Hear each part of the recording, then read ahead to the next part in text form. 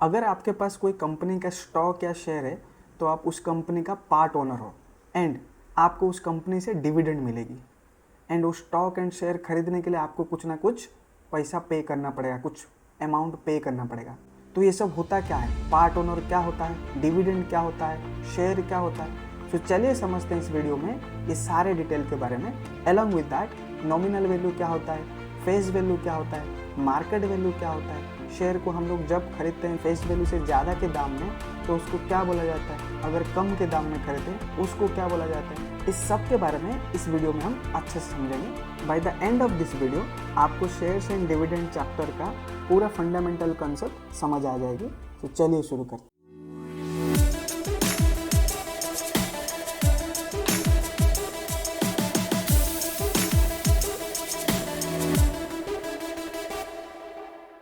सो आप लोग मेरा व्हाइट बोर्ड को देख पा रहे होंगे। यहाँ पर मैं क्विकली समझा देना चाहता हूँ एक कंपनी एंड बिजनेस कैसे शुरू होता है, ठीक है। सो लेट्स से दो आदमी ए एंड बी मिलके कंपनी शुरू करना चाहते हैं। उनके पास कुछ बिजनेस आइडिया है and they want to start a company, ठीक है। And each of them brings 5 lakh rupees. तो person A brings 5 lakh rupees, person B brings 5 lakh rupees. तो all together they are bringing 10 lakh rupees. और ये 10 लाख रुपीज़ को क्या बोलते हैं, इनिशियल कैपिटल, ठीक है। ये 10 लाख रुपीज़ लेके वो लोग बिजनेस शुरू करेंगे। ये 10 लाख रुपीज़ को बोला जाता है इनिशियल कैपिटल। सो जब कंपनी शुरू किया जा रहा है, सिंस ये लोग 10 लाख रुपीज़ को लेके शुरू किए हैं, तो कंपनी का शुरू करने के टाइम कंपनी का वैल्यूएशन क्या होगा, कीमत क्या हो जाएगा, कंपनी का हो जाएगा 10 लाख, ठीक है। कंपनी का वैल्यूएशन 10 लाख हो जाएगा। तो आपके मन में क्वेश्चन आता होगा कि कंपनी का वैल्यूएशन जो या वैल्यू जो है, क्या कीमत जो है वो हमेशा के लिए 10 लाख होगा या कीमत बढ़ता भी है। कंपनी का कीमत बढ़ता है और घटता भी है, डिपेंड्स ऑन कुछ चीज़ें के ऊपर। अगर कंपनी मेरी अच्छी कर रही है, प्रॉफिट जनरेट कर रही है, कंपनी जो प्रोडक्ट बना रहे हैं उस प्रोडक्ट का डिमांड है, लोग खरीद रहे हैं, कंपनी के कस्टमर्स बढ़ रहे हैं, तो उस केस में क्या होगा, कंपनी का वैल्यू इंक्रीज हो जाएगा। अगर मेरे कंपनी का जो प्रोडक्ट बना रहा है वो प्रोडक्ट को कोई खरीद नहीं रहा है और लॉसेस में जा रहा है कंपनी, ठीक है, प्रॉफिट ही नहीं हो रहा है, तो उस केस में क्या होगा, कंपनी का वैल्यू क्या हो जाएगा, डिक्रीज हो जाएगा। तो इन दिस केस लेट से 1 साल के बाद मेरा कंपनी अच्छा गया है और कंपनी का वैल्यू बढ़ चुका है और मुझसे और हम लेट से इस कंपनी को कोई दूसरा third person, let say person C wants to buy that company, ठीक है।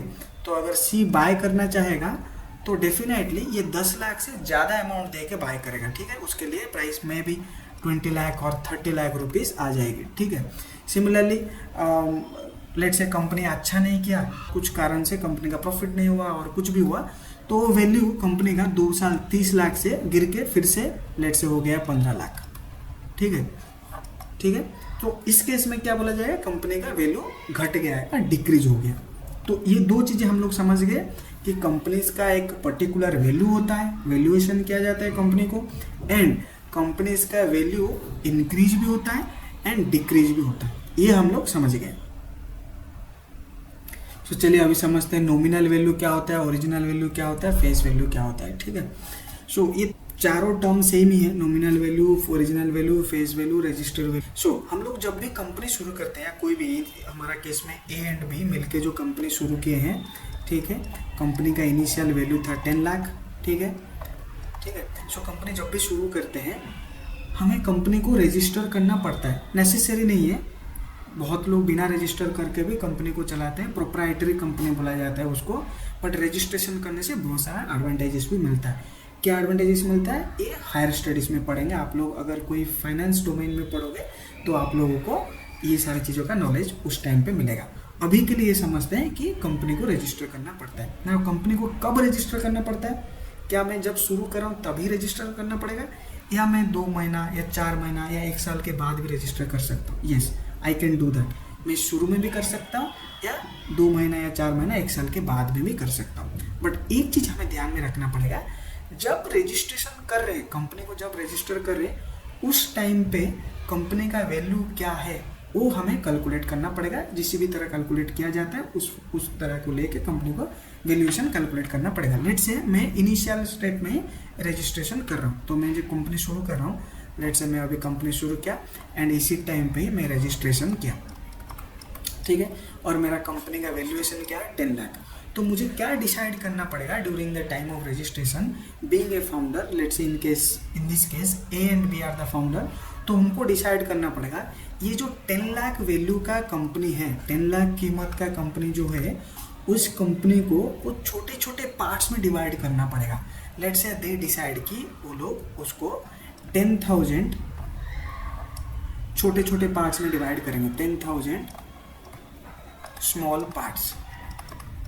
आप लोग बोलोगे कंपनी को स्मॉल पार्ट्स में कैसे डिवाइड करेंगे, ये बस सोच लोगे ऐसे कि छोटे छोटे पार्ट में डिवाइड करेंगे, वही छोटे पार्ट को बोला जाता है शेयर्स। ठीक है, तो लेट्स से मेरे 10,000 पार्ट में डिवाइड किया, इसका मतलब दैट विल बिकम 10,000 शेयर्स।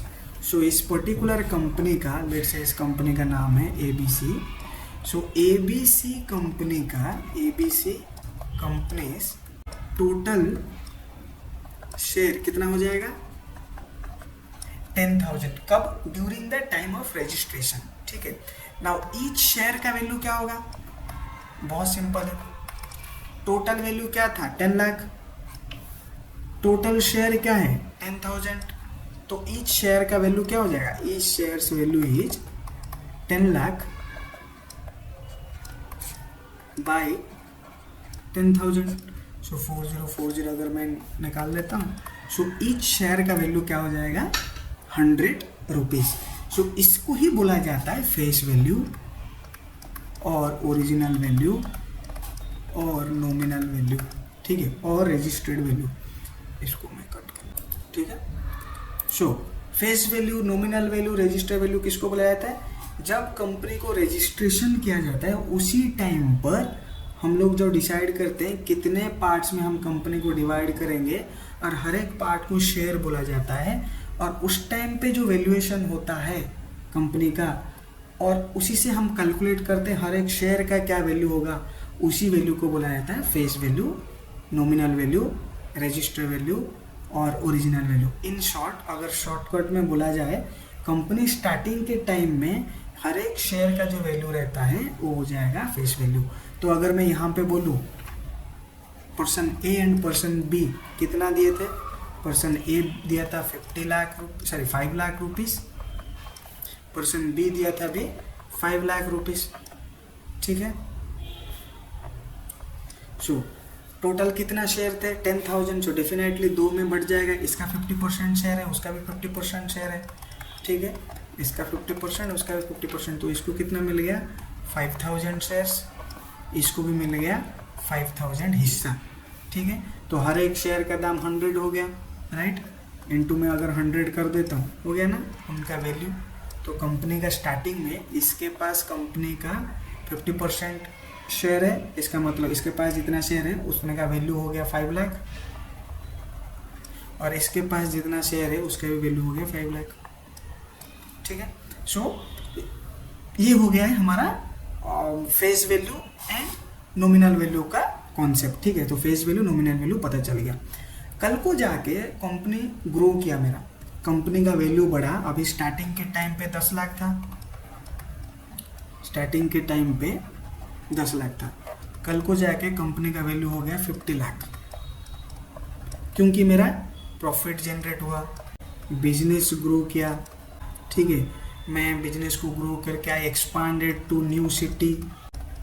सो ये सब कारण है कि आपका अब बिजनेस का वैल्यू भी बढ़ जाएगा। लेट्स से कि बिजनेस का वैल्यू बढ़ के 50 लाख हो चुका है ना, 50 लाख बिजनेस हो चुका है, तो मेरे पास कितना शेयर है, तो हर एक शेयर का वैल्यू कितना हो गया 50 लाख हो गया। मतलब क्या हो गया 10 लाख जो था 5 गुना हो चुका है। मतलब जो शेयर का स्टार्टिंग में जो वैल्यू था 100 रुपीज़, हर एक शेयर का वैल्यू कितना हो गया, shares value becomes 5 times, it is become 500 rupees, क्योंकि हमारे पास 10,000 शेयर है। सो 10,000 into 500, so if I multiply it comes to 50 lakh, it comes to 50 lakh, that means company का वैल्यूएशन 50 लाख हो चुका है। टोटल ईच शेयर का वैल्यू हो चुका है 500 एंड टोटल शेयर तो हमारा था ही 10,000, तो कितना हो गया कंपनी का वैल्यूएशन अभी 50 लाख हो चुका है। तो इस बंदे का कितना वैल्यू हो जाएगा, इनके पास था 5,000 शेयर, तो 5,000 into 500, तो इसका मतलब इसका वैल्यू क्या हो गया, इस पर्सन का पास जो शेयर्स था उस शेयर का वैल्यू क्या हो गया 25 लाख। सिमिलरली पर्सन बी के पास जो शेयर था उसका वैल्यू भी हो गया 25 लाख। ठीक है। नाउ बट यहाँ पर ये अगर मैं इस पर्टिकुलर कंपनी का जो वैल्यू बढ़ चुका है उसके बाद अगर मैं बोलूँ ये वैल्यू को क्या बोला जाता है 500 को, इसको बोला जाएगा market value, market value of share. ठीक है। इनिशियल टाइम पे कंपनी शुरू करने के टाइम या रजिस्ट्रेशन के टाइम पे कंपनी का जो वैल्यू डिसाइड हुआ था उस हिसाब से जो शेयर का वैल्यू हुआ उसको बोला जाता है फेस वैल्यू। उसके बाद शेयर का वैल्यू जो भी होता है, हो सकता है शेयर का वैल्यू बढ़ेगा अगर कंपनी का वैल्यू बढ़ा है, हो सकता है शेयर का वैल्यू गिरेगा। तो बाकी इन फ्यूचर या बाद के टाइम में जो वैल्यू होता है उसको बोला जाता है market value of the share, उसको और फेस वैल्यू नहीं बोला जाएगा। सो यहाँ पर अगर मेरा मार्केट वैल्यू बढ़ गया है, market value is greater than face value, तो क्या बोला जाएगा market value is at premium बोला जाता है, एट प्रीमियम। मार्केट वैल्यू अगर लेस देन फेस वैल्यू है सो बोला जाता है एट डिस्काउंट। सो आप क्या बोलोगे आसान भाषा में कि अभी शेयर मुझे प्रीमियम वैल्यू पे मिल रहा है। इस केस में आप बोलोगे शेयर मुझे डिस्काउंटेड वैल्यू में मिल रहा है। और market value is equal to face value, अगर मार्केट वैल्यू फेस वैल्यू के साथ सेम होता है तो उसको बोला जाता है एट पार। इसको थोड़ा सा रियल टाइम सिनेरियो लेके मैं बता रहा हूँ। लेट्स से उसी एग्जांपल को लेते हैं। 2 साल के बाद कंपनी का वैल्यू हो चुका है 50 लाख रुपीज़, इसका मतलब 5 गुना बढ़ चुका है। ठीक है। सो मार्केट वैल्यू मेरा हो गया 500 पर शेयर। ओके, मार्केट वैल्यू पर शेयर, मैंने I talk about this, it is talking about पर शेयर। ठीक है। यहाँ पर फेस वैल्यू कितना था 100 रुपीज़, तो इसको क्या बोला जाएगा मार्केट शेयर का प्राइस एट प्रीमियम में मिल रहा है। कितना प्रीमियम में 400 प्रीमियम में, मतलब पहले जितना प्राइस था उससे 400 रुपीज़ बढ़ चुका है। ठीक है। अगर किसी कारण से मेरा बिजनेस वैल्यू घट गया है और मार्केट वैल्यू हो गया है लेट्स से 70 रुपीज़, सो मैं क्या बोलूँगा मुझे 30 रुपीज़ डिस्काउंट में मिल रहा है। अगर किसी कारण से मेरा बिजनेस का वैल्यू कुछ बढ़ा नहीं है या घटा नहीं है तो मेरा शेयर प्राइस ऑफ कितना रहेगा उतना ही रहेगा फेस वैल्यू जितना 100 रुपीज़, और यहाँ पे फेस वैल्यू भी 100 था। तो इसको क्या बोला जाएगा मुझे जो शेयर अभी अगर उसी टाइम पे कोई जाएगा शेयर खरीदने, ठीक है, उस कंपनी का, तो उसको क्या बोलते हैं कि वो बोल पाएगा कि मुझे एट पार प्राइस में मिल रहा है। एट पार प्राइस मतलब फेस वैल्यू प्राइस में मिल रहा है। सो 3 चीज़ें हम लोग समझ चुके हैं। एक होता है कि पहले तो समझ लिए हैं फेस वैल्यू नॉमिनल वैल्यू क्या होता है, एंड देन हम लोग समझ लिए मार्केट वैल्यू क्या होता है। देन वी अंडरस्टूड कि 3 कॉन्सेप्ट, मार्केट वैल्यू को शेयर को हम कब बोलेंगे प्रीमियम में मिल रहा है, कब बोलेंगे डिस्काउंट में मिल रहा है, कब बोलेंगे एट पार में मिल रहा है। 3 सिचुएशन है। अगर मेरा मार्केट वैल्यू फेस वैल्यू से ज़्यादा है तो प्रीमियम में मिल रहा है, मार्केट वैल्यू फेस वैल्यू से कम है तो डिस्काउंट में मिल रहा है, market value and face value equal है तो एट पार में मिल रहा है। एक और छोटा सा चीज़ें भी समझ लेते हैं, इसका एक्सटेंशन ही है। अभी ए के पास कितना शेयर है, ए के पास था 5000 शेयर, बी के पास भी 5000 शेयर था। ठीक है। मार्केट वैल्यू बढ़ चुका है तो इसका वैल्यू कितना हो गया है 25 लाख हो चुका है। ठीक है। बी के पास भी जो शेयर था उसका भी वैल्यू 25 लाख हो चुकी है। ठीक है। बट कितने शेयर से 5000 और ईच शेयर का वैल्यू क्या है, ईच शेयर का वैल्यू है 500 रुपीज़ था, बढ़ के 100 रुपया से 500 रुपीज़ हो चुका है। 100 रुपया को हम लोग क्या बोलते हैं, that was face value, this is my market value, so this is my market value. ये फेस वैल्यू कितना था, फेस वैल्यू इज 100 रुपीज़, और nominal value face value is 100 rupees. ठीक है। ये सिनेरियो है। लेट्स से कुछ दिनों के बाद एक नया पर्सन आता है, पर्सन सी, और वो बोलता है कि मैं आपके कंपनी में, ए एंड बी को बोलता है कि मैं आपके कंपनी में 10 लाख इन्वेस्ट करना चाहता हूँ, 10 लाख का शेयर्स खरीदना चाहता हूँ।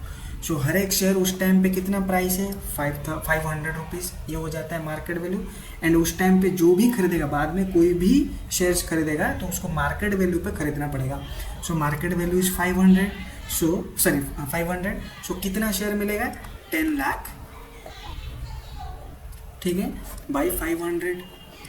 सो अगर मैं निकाल के लाऊं 10,000 बाई 5 विच विल बिकम 2000, सो उसको मिलेगा टोटल नंबर ऑफ शेयर्स 2000, ठीक है। तो अगर मैं देखूं टोटल शेयर कितना हो गया, टोटल शेयर हुआ है पहले 5000 था ए के पास, 5000 था बी के पास एंड सी के पास आ गया 2000। सो टोटल शेयर कितना हो गया, टोटल शेयर हो गया 5K plus 5000 plus 2000 which is 12,000, right, 12,000। सो अगर मैं आप लोग को पूछूं ए के पास, ए कितना परसेंटेज ऑफ कंपनी ओन करता है, कितना होगा, a percentage of company ons will be, कितने उसके पास शेयर है 5000, कंपनी का टोटल कितना शेयर है 12,000, राइट। सो कितना हो जाएगा ये 5/12 विच इज इक्वल टू, सो उसके पास हो जाता है 41.67% ऑफ शेयर्स ए ओन करता है। सिमिलरली बी भी ओन करेगा 41.67% ऑफ शेयर, ठीक है।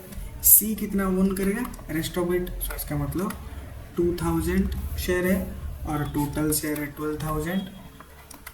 सो अगर मैं कैलकुलेट करता हूँ 1/6 which will be almost equal to 16.67% of shares ये ओन करेगा। सो अभी हम समझ आ गया कि अगर बाद में कोई शेयर्स खरीदना चाहेगा सो डेफिनेटली वो मार्केट प्राइस पे खरीदेगा, at what price person C but market price, और मार्केट प्राइस के हिसाब से उसको टोटल नंबर ऑफ शेयर्स मिलेंगे, ठीक है, उसको मार्केट प्राइस के हिसाब से टोटल नंबर ऑफ शेयर मिलेंगे। वो 10 लाख का शेयर खरीदना चाहता है, उस टाइम पे जो मार्केट प्राइस रहेगा उस हिसाब से उसको टोटल नंबर ऑफ शेयर मिलेंगे, ठीक है। और जितना शेयर है एक आदमी के पास, जितना अमाउंट ऑफ शेयर्स है उसी को लेके बोला जाता है कि वो कितना परसेंटेज ऑफ कंपनी ओन करता है। इन शॉर्ट मार्केट वैल्यू में हम लोग शेयर बाद में खरीदते हैं एंड जितना परसेंटेज ऑफ जितना शेयर है उसी हिसाब से ओनरशिप कैलकुलेशन किया जाता है, ठीक है। चलिए समझते हैं और एक चीज़ है प्रॉफिट, ठीक है। लेट से कंपनी को प्रॉफिट हुआ है एक साल में 2025 में, ठीक है, 12,000, राइट, सॉरी 12 लाख रुपीज़ का प्रॉफिट हुआ है और हमें पता है टोटल अमाउंट ऑफ कितना शेयर है, ए के पास है 5000, बी के पास है 5000 शेयर, सी के पास है 2000 शेयर। सो टोटल शेयर हो गई 12,000 का शेयर है, 12,000 number of shares. So this is the number of shares, total number of shares. Now total profit कितना हुआ है 12 लाख। तो इन जनरल कंपनी क्या करते हैं, प्रॉफिट को डिस्ट्रीब्यूट कर देते हैं शेयर होल्डर के बीच में, और ये इंडिविजुअल लोगों को क्या बोला जाता है, शेयर होल्डर, क्योंकि इन लोग के पास कुछ कुछ शेयर से है कंपनी का, तो इनको बोला जाता है शेयर होल्डर्स, ठीक है। नाउ जैसे कि मैंने बोला प्रॉफिट डिस्ट्रीब्यूट किया जाता है शेयर होल्डर्स के बीच में। नाउ पहले क्या कैलकुलेट किया जाएगा, मेरा 12 लाख प्रॉफिट हुआ है और कंपनी का टोटल शेयर से 12,000, तो हर एक शेयर के लिए कितना प्रॉफिट हुआ वो कैलकुलेट किया जाएगा। So profit for each share कितना होगा 12 लाख बाई 12,000, सो कितना आ गया 100 rupees. For each share the profit is 100 rupees. So A को कितना मिलेगा, ए के पास 5000 शेयर्स है, सो ए को कितना मिलेगा 100 into 5000 which will come as 5 lakh. Similarly B को भी मिलेगा 5000 शेयर है, तो बी को भी मिलेगा 5 लाख रुपीज़। सी के पास 2000 शेयर है, सी को कितना मिलेगा 2000 multiplied by 100, 2 lakh rupees. So company जो प्रॉफिट कमाती है वो डिस्ट्रीब्यूट कर देती है शेयर होल्डर के बीच में, ठीक है।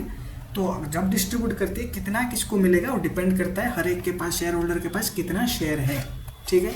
और टोटल प्रॉफिट जितना हुआ उसको अगर हम टोटल नंबर ऑफ शेयर से डिवाइड कर दें ताकि मुझे पता चल जाएगा हर एक शेयर का कितना प्रॉफिट हुआ, एंड जो भी शेयर होल्डर जितना भी शेयर रखे हैं उस हिसाब से कैलकुलेट करके उनको प्रॉफिट दिया जाता है। और ये ही जो पर शेयर का जितना भी प्रॉफिट हुआ, यहाँ पर मैं क्या बोला था, पर शेयर का प्रॉफिट कितना है 100, ठीक है। तो यहाँ पर इसको बोला जाता है डिविडेंड, डिविडेंड पर शेयर, और हम बोल सकते हैं प्रॉफिट पर शेयर, ये भी बोला जा सकता है, ठीक है। नाउ जब भी कंपनी डिक्लेयर करता है कि, ऐसा तो नहीं है, कभी कभी ऐसा भी होता है कि जो भी प्रॉफिट हुआ, यहाँ पर इस केस में हमारा 12 लाख रुपीस प्रॉफिट हुआ है 2025 में। ऐसा हमेशा नहीं होता है कि 12 लाख रुपीस पूरे के पूरे डिस्ट्रीब्यूट किया जाएगा शेयर होल्डर को। कभी कभी ये भी होता है कि 12 लाख से लेके कुछ 12 लाख से लेट से 6 lakh they will again put into business, वो बिजनेस को बढ़ाने के लिए उस बिजनेस के अंदर री इन्वेस्ट कर लेंगे, और जो बचा हुआ 6 लाख को शेयर होल्डर के बीच में डिस्ट्रीब्यूट कर लेंगे, ठीक है। बट ये अगर डिसीजन है, ये डिसीजन अगर ये बोला गया है कि पूरा अमाउंट डिस्ट्रीब्यूट नहीं किया जाएगा शेयर होल्डर के बीच में, कुछ अमाउंट डिस्ट्रीब्यूट किया जाएगा, तो उसको कैसे बोला जाता है वो अभी समझेंगे। सो कंपनी जब भी डिसाइड करता है कि प्रॉफिट को शेयर होल्डर के बीच में शेयर किया जाएगा, डिस्ट्रीब्यूट किया जाएगा, ठीक है, तो डिविडेंड के आकार में देते हैं। बट डिविडेंड जब वो डिक्लेयर करते हैं, लेट से कि वो बोलते हैं कि हम अभी इस साल का प्रॉफिट को डिविडेंड के आकार में देना चाहते हैं, बट हमेशा वो कैसे एक्सप्रेस करेंगे उसको फेस वैल्यू के टर्म पे एक्सप्रेस करेंगे। क्या करेंगे कि ऐसे बोलेंगे, वी विल गिव 50% डिविडेंड। इसका मतलब क्या है, जब भी बोला जाता है 50% डिविडेंड या 50%, जो 50% बोला गया ना, ये 50% of face value, 50% of face value और नॉमिनल वैल्यू। इसका मतलब क्या हो, इस पर्टिकुलर कंपनी का फेस वैल्यू या नॉमिनल वैल्यू क्या था, नॉमिनल वैल्यू क्या था 100 रुपीज। सो कंपनी क्या बोला है कि हम 50% of face value as a dividend देंगे, 50% ऑफ 100 रुपीज। इसका मतलब क्या हुआ 50 rupees, 50 rupees dividend, 50 rupees dividend देंगे, पर शेयर को 50 रुपीज देंगे। इसका मतलब पर्सन ए के पास 5000 कितना है शेयर है, पर ईच शेयर ही gets 50 rupees dividend. So total कितना मिलेगा उसको, 5000 into 50 rupees which is 2,50,000। Similarly person B भी को भी 2,50,000 रुपीज का प्रॉफिट या डिविडेंड मिलेगा, ठीक है। पर्सन सी को कितना मिलेगा, 2000 शेयर है into 50 rupees which will become 1 lakh rupees का डिविडेंड मिलेगा। तो हमें समझ आ गया होगा डिविडेंड क्या होता है। डिविडेंड इज नथिंग बट जो भी प्रॉफिट होता है उसको शेयर होल्डर के बीच में डिस्ट्रीब्यूट किया जाता है, और डिविडेंड को हमेशा ही फेस वैल्यू का परसेंटेज टर्म में एक्सप्रेस किया जाता है, ठीक है। डिविडेंड जब डिक्लेयर होता है कंपनी से, वो क्या बोलते हैं कि हम लोग इस बार डिविडेंड देंगे 50%। तो जनता को ये समझना चाहिए कि जो 50% बोल रहे हैं, 50% ऑफ फेस वैल्यू, कंपनी शुरू करने के टाइम हर एक शेयर का जो वैल्यू था उस वैल्यू का 50% अमाउंट प्रॉफिट दे रहे हैं, एंड हर एक शेयर में उतना वैल्यू देंगे, उतना पैसा देंगे। सो यहाँ पर हर एक जिसके पास जितना शेयर है उतना multiplied by 50 amount will be distributed as a profit, ठीक है। सो कुछ चीज़ें दिया हुआ है फॉर्मूला, हम लोग उसको एक बार पढ़ लेते हैं। सम, अगर मैं कुछ सम इन्वेस्ट कर रहा हूँ उसको कैसे कैलकुलेट करेंगे, सम इन्वेस्टेड कितना होगा, वुड बी इक्वल टू जितना भी शेयर मैंने खरीदा number of shares multiplied by price of each share, correct. अगर मैं एक शेयर को 10 रुपये में खरीदता हूँ तो टोटल अगर मैं लाख रुपए इन्वेस्ट करना चाहूँगा तो नंबर ऑफ शेयर मुझे कितना मिल जाएगा, डेफिनेटली 10,000। तो 10,000 into 10, so total amount invested will be 1 lakh. So ये हो गया फॉर्मूला कि सम इन्वेस्टेड कितना, सम इन्वेस्ट कितना, वो कैलकुलेट कैसे करना है। अगर मुझे पता है नंबर ऑफ शेयर्स कितना में मेरे पास है एंड हर एक शेयर का कितना प्राइस है मुझे पता है, तो आई कैन कैलकुलेट मुझे कितना अमाउंट इन्वेस्ट करने से मुझे उतना नंबर ऑफ शेयर मिल जाएगा। लेट से मुझे पता है टोटल डिविडेंड कितना मिला है, टोटल डिविडेंड मुझे पता है कितना मिला है, ठीक है। और मुझे पता है कि हर एक शेयर का डिविडेंड कितना है, डिविडेंड पर शेयर। तो मुझे मिल जाएगा टोटल डिविडेंड, लेट से मुझे 1 लाख रुपया मिला है एंड पर शेयर का डिविडेंड है 10 रुपया। So I can calculate by dividing this how many shares I have, number of shares. Okay, similarly अगर मैं सम इन्वेस्ट किया हूँ, sum invested by each share price, तो क्या मिल जाएगा, फिर से नंबर ऑफ शेयर्स मिल जाएगा।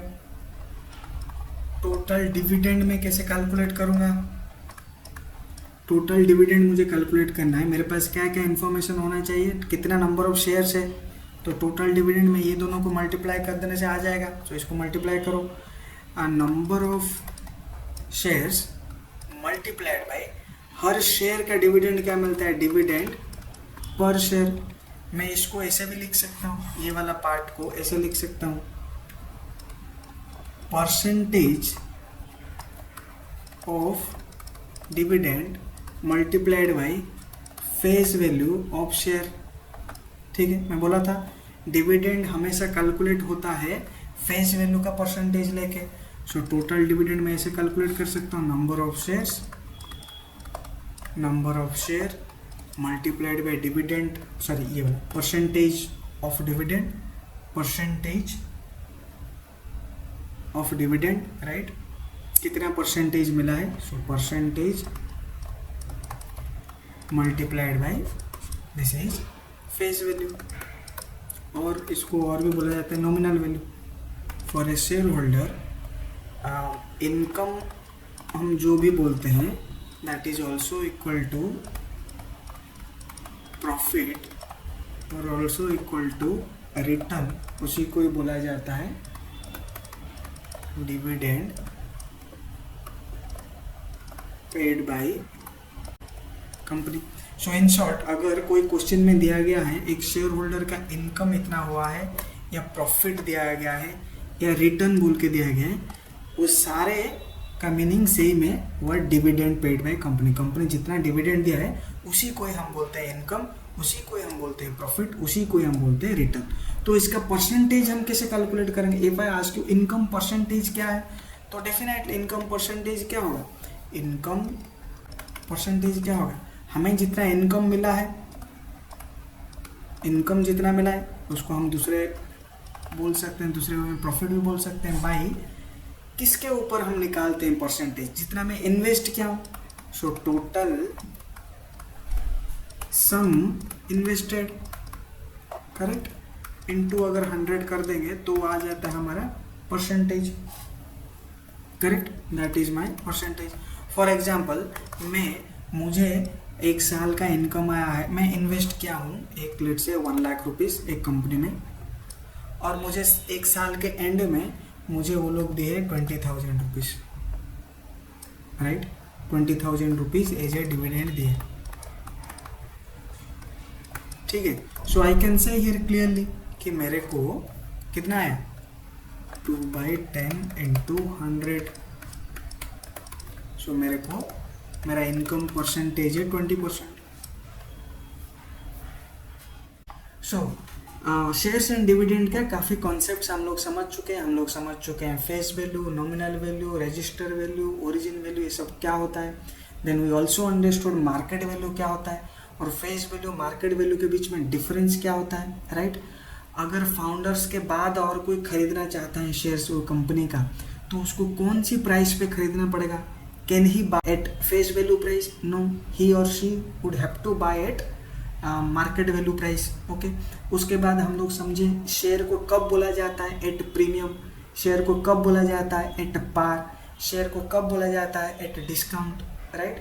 अगर मेरा मार्केट वैल्यू कंपनी का स्टार्टिंग के वैल्यू के साथ सेम है तो उसको बोला जाता है एट पार, मार्केट वैल्यू मेरा बढ़ चुकी है तो उसको बोला जाता है एट प्रीमियम, मार्केट वैल्यू घटा हुआ है तो उसको बोला जाएगा क्या, एट डिस्काउंट, करेक्ट। उसके साथ साथ हम लोग ऑल्सो समझें कि प्रॉफिट क्या होता है, राइट, और डिविडेंड क्या होता है, डिविडेंड कैसे डिस्ट्रीब्यूट किया जाता है, किस केस में डिविडेंड डिस्ट्रीब्यूट किया जाता है, और कितने परसेंटेज डिविडेंड डिस्ट्रीब्यूट किया जाता है। जब क्वेश्चन में बोलेगा कि डिविडेंड परसेंटेज, इसका मतलब क्या होता है, वो परसेंटेज जो बोला जाता है that is a percentage of face value. ये ध्यान रखना बहुत इंपॉर्टेंट है, हर एक क्वेश्चन में ये आएगा कि कंपनी पेड डिविडेंड 6% डिविडेंड या 10% डिविडेंड। जब ऐसे बोला जाता है तो हमें फेस वैल्यू को ध्यान में रख के वो कैलकुलेट करना पड़ेगा, ठीक है। तो ये सारे चीज़ें हम लोग समझ चुके हैं। इसके साथ साथ और भी समझे कुछ फॉर्मूला, अगर मेरे पास मैं कितना अमाउंट इन्वेस्ट किया वो मुझे पता है, एंड हर एक शेयर का क्या प्राइस है पता है, तो I can easily find out कि कितना number of shares, how many number of shares I bought. Similarly कितना डिविडेंड मिला है मुझे पता पड़ जाएगा, अगर मेरे पास मुझे पता है कितना नंबर ऑफ शेयर्स है एंड हर एक शेयर का कितना डिविडेंड मिला है, वो अगर मुझे पता है तो I will be able to calculate total dividend amount, right. Similarly मुझे इनकम परसेंटेज कैलकुलेट करना है, सो आई शुड नो मुझे इनकम कितना मिला है और प्रॉफिट और डिविडेंड कितना मिला है, एंड मैं कितना इन्वेस्ट किया, वो दोनों को डिवाइड करके 100 से मल्टीप्लाई करेंगे तो इनकम परसेंटेज भी मिल जाएगा। तो ये सारी चीज़ों को लेके हमारा सब कुछ प्रॉब्लम्स एंड एक्सरसाइज रहेगा। नेक्स्ट वीडियो में हम लोग प्रॉब्लम्स एंड एक्सरसाइज को थॉरोली करेंगे।